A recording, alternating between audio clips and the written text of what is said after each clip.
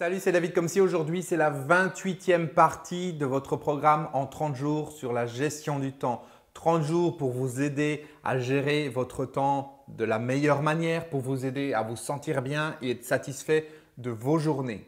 Alors, j'ai beaucoup de messages et beaucoup de questions par rapport aux règles, ce dont j'ai parlé dans les vidéos précédentes. Si vous ne les avez pas écoutées, je vous invite à le faire maintenant. C'est hyper important de suivre les vidéos dans l'ordre pour pouvoir bien comprendre les choses.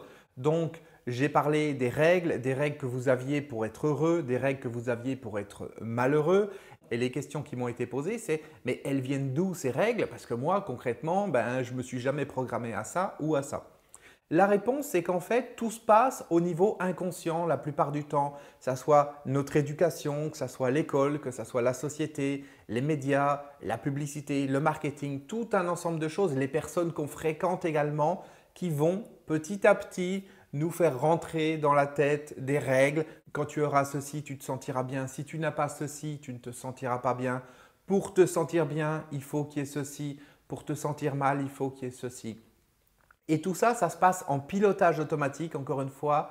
Et tant que vous restez en pilotage automatique, toutes ces choses, elles vous contrôlent.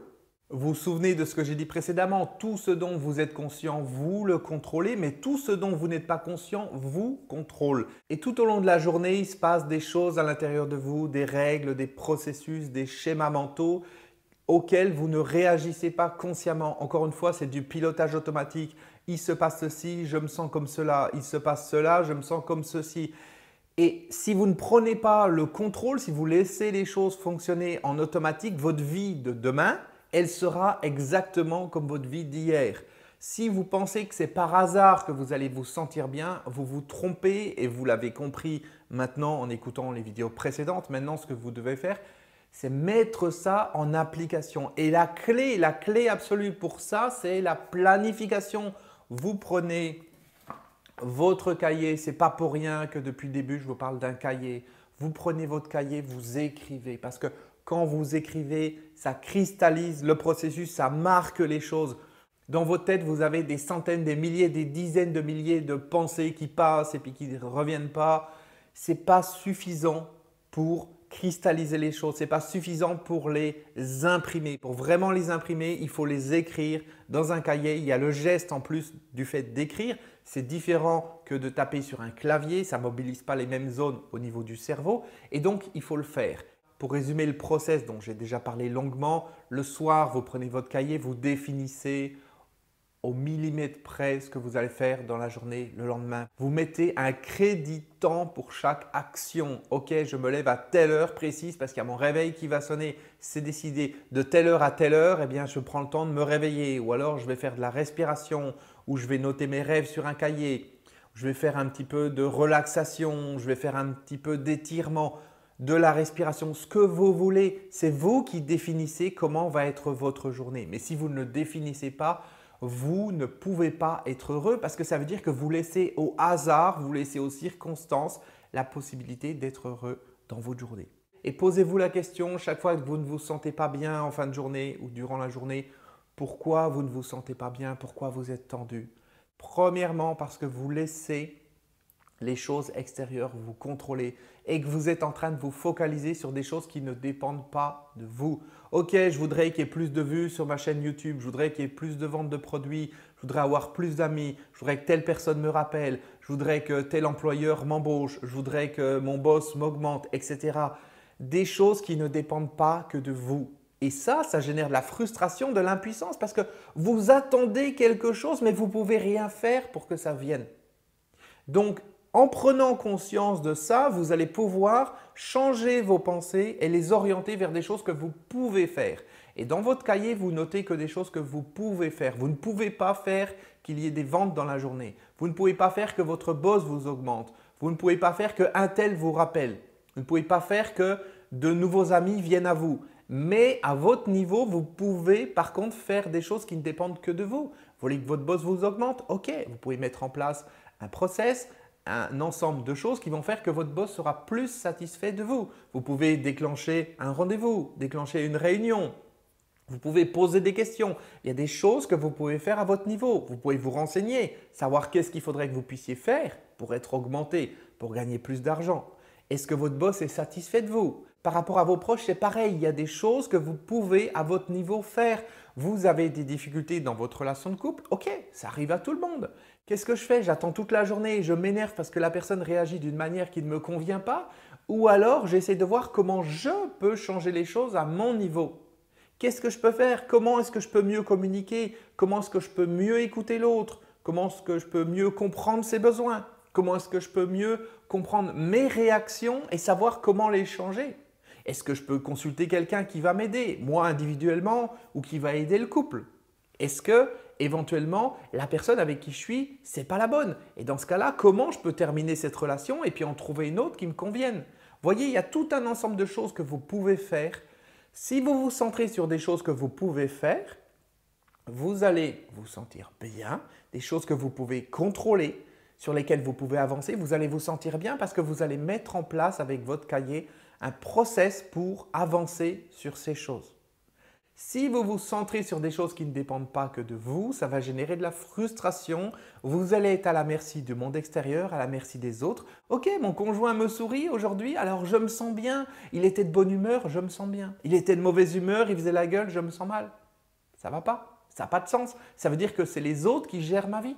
C'est ce qui se passe à l'extérieur qui va jouer sur comment je me sens. Il fait beau, je me sens bien. Il fait pas beau, je me sens pas bien. Vous ne pouvez pas laisser les choses extérieures jouer sur comment vous vous sentez. Sinon, vous risquez de tout le temps vous sentir mal, en tout cas beaucoup plus souvent que vous le voudriez. Ça, c'est déjà la première chose. La deuxième, c'est que quand vous vous centrez sur des choses qui ne dépendent que de vous, vous allez augmenter votre puissance intérieure, vous allez augmenter votre confiance en vous et vous allez pouvoir devenir actif de votre vie, devenir acteur de votre vie et non pas spectateur. Spectateur, c'est j'attends qu'il se passe quelque chose et je réagis à ça. Faites le parallèle avec un film. Vous regardez un film, vous êtes devant le film, vous êtes neutre. Il se passe quelque chose de marrant, vous rigolez. Il se passe quelque chose de triste, vous êtes triste. Il se passe quelque chose de flippant, vous avez peur. Vous êtes en réaction, vous êtes spectateur par rapport à ce qui se passe. Ce n'est pas vous qui créez les choses. Vous suivez le personnage principal ou un des personnages du film et puis vous allez ressentir ce que le metteur en scène a décidé que vous alliez ressentir. Vous allez ressentir les émotions qui passent à travers les personnages. Mais vous êtes spectateur, ce n'est pas vous, vous êtes chez vous. Et vous n'êtes pas en action, vous êtes en réaction sur ce qui se passe. Et dans votre vie, c'est bien souvent la même chose. Vous êtes en réaction, vous n'êtes pas en action.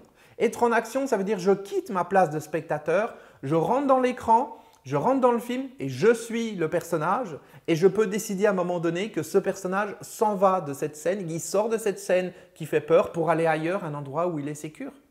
Et j'ai plus peur parce que je suis le personnage. Je n'ai pas d'angoisse à attendre qu'est-ce qu'il va faire. Non, va pas là, il y a le mec qui est derrière la porte, il t'attend avec un flingue. Non, vous n'avez pas besoin de dire ça. Vous devenez l'acteur, vous êtes à sa place et vous partez. C'est ça être acteur de votre vie, c'est agir, non pas réagir, c'est agir, décider. Vous n'attendez pas que votre conjoint soit de bonne humeur. Vous faites le nécessaire pour qu'il soit de bonne humeur. Et s'il ne peut pas être de bonne humeur, si vous ne pouvez pas l'aider à avancer en même temps que vous avancez, eh bien vous posez la question de savoir est-ce que c'est la bonne personne pour vous ou pas. Et si ce n'est pas la bonne personne, eh bien vous changez, c'est la vie. On peut changer de travail, on peut changer de conjoint, on peut changer de corps, on peut changer de nourriture, on peut changer de santé, de niveau d'énergie.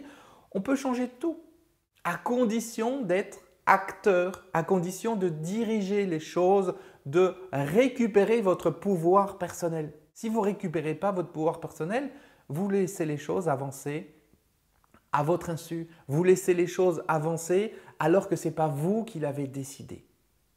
Et vous êtes victime, vous êtes spectateur, vous suivez les choses. Et contrairement à un film, vous pouvez choisir que vous voulez un film marrant, un film romantique, un film triste, un film qui fait peur, un film dramatique, un film d'horreur, etc. Dans la vraie vie, vous ne pouvez pas toujours, en tant que spectateur, choisir les choses. Vous pouvez choisir les choses que si vous êtes acteur. Sinon, vous ne choisissez pas. On vous impose un conjoint, on vous impose un travail, on vous impose des amis, on vous impose tout un ensemble de choses.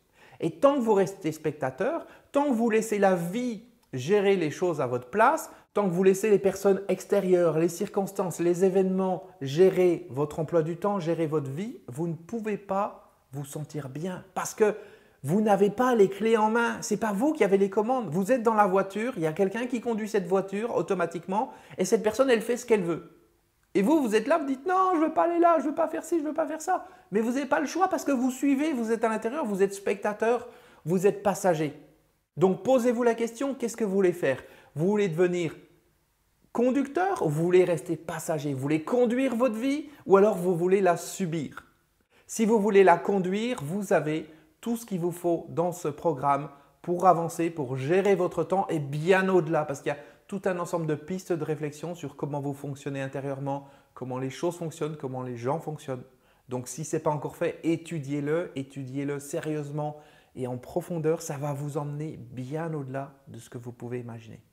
Je vous laisse méditer là-dessus. On se retrouve demain pour la prochaine vidéo et ne vous contentez pas de comprendre les choses, mais dites-vous maintenant, ok, j'ai compris ceci, comment je peux l'appliquer à ma vie? Comment est-ce que je peux faire pour dès aujourd'hui mettre en place une action par rapport à ça? Dès que vous entendez quelque chose, il faut systématiquement derrière que vous mettiez une action. Quand vous prenez une décision, vous mettez une action. Sinon, ça ne vaut rien. Ok? On se retrouve demain pour la prochaine vidéo. À demain. Ciao.